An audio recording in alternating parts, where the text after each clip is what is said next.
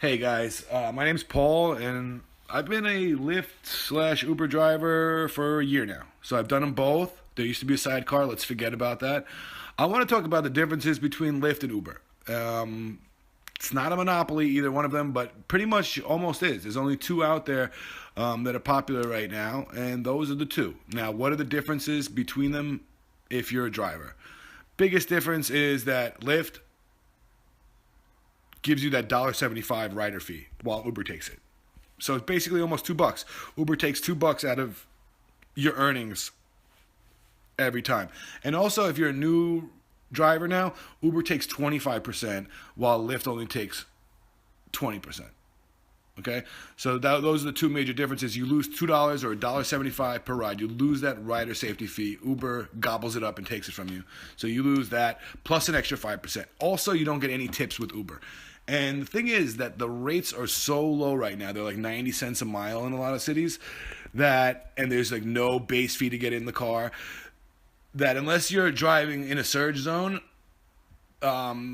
you need every penny that you made, 90 cents a mile. So, if you're taking $1.75, they're taking almost 2 miles from you there, 20%, so they're just basically taking more from you than Lyft. Now you have the option to drive for both. You can do both. I recommend that if you're new and you're starting out, you do both. You try them both and you decide for yourself which one you like.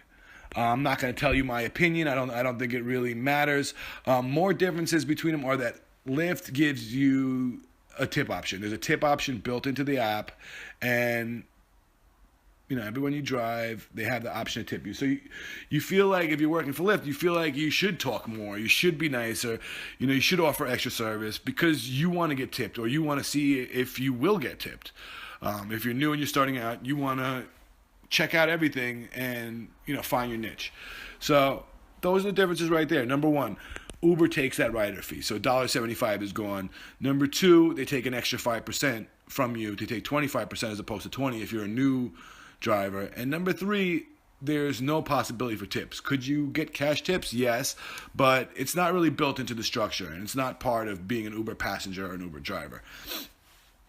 Other differences are basically opinions. There's a stigma that Lyft is the cooler, more pink, happier type of service, while Uber is a more stringent, black, white, and gray, more of a city type feel service. That's just how people perceive it, how it's been marketed. The truth is, they're competing services and they're going to war with each other. They're both trying to win the battle and get the most customers. Now, I've heard some people say that Lyft is, the smaller company and Uber is the big one. I think that's just perception also. You really want to investigate and find out which is the best one for you. What other people say doesn't really matter. So in your first 2-3 months of driving, you're going to check them both out and decide which is the best one for you. Or you're going to use the strategy of using both. Or you can, only appear on holidays or on big surge nights so that you get more than 90 cents a mile, Another big difference is that Uber surges more than Lyft. So if you know the surge areas and you know when and where the surges are going to happen, you could potentially make more with Uber at those times. Because Uber charges the customer more, you potentially have the chance to make more. So I'll give you an example. On New Year's, I live in San Diego, I worked for Lyft. They had hourly guarantee. That's another big difference. Lyft offers hourly guarantees. Uber offers them also, but I think Lyft's are a little better. But then again, these are changing services. These things always change around from time to time. So whatever I'm saying in 2016 might be totally different in 2017 and 2018. So if in the morning it's going to surge. Or let's get back to New Year's. On New Year's, I worked for Lyft because I wanted that hourly guarantee. I wanted to make $40, $50 an hour or something. Turns out the next day, everybody told me that I'm an idiot and that everybody was getting times 10 in downtown San Diego, and that I could have made a lot more money if I would have went to Uber. So at that night, I kind of realized, all right, was I doing the right thing with Lyft, or should I have been out doing Uber? I went with the hourly rate instead of being out there myself and trying to get times 10. Did I make a mistake that night? You guys can tell me. But those are some of the main differences. The fact that Uber surges go up higher, and that's a big thing. If if you're working on a big holiday, you might want to check and see how high these surges are going before you commit to Lyft. But if there's no surge right now at 90 cents a mile, me personally, I don't think it's worth putting the strain on my car. I don't think it's worth going out there and doing that for 90 cents a mile. If you're getting times 4 surge at 90 cents a mile, you're basically making a cab rate, or even more. You're making almost $4 a mile. That's worth doing it, but how long is that going to last for?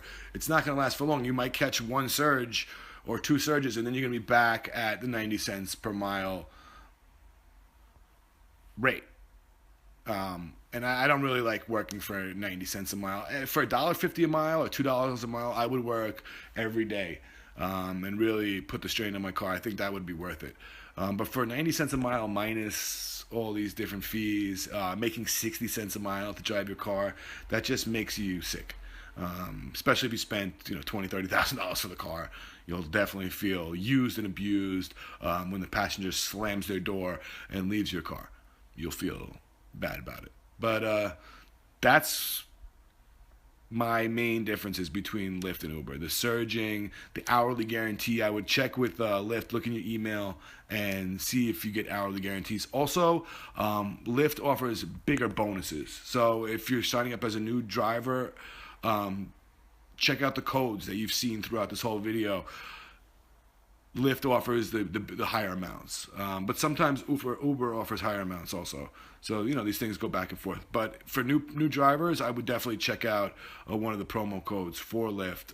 Free driver credit is one of them, and you can click the link in the description and get like a $500 or $1,000 bonus for signing up with Lyft as a new driver.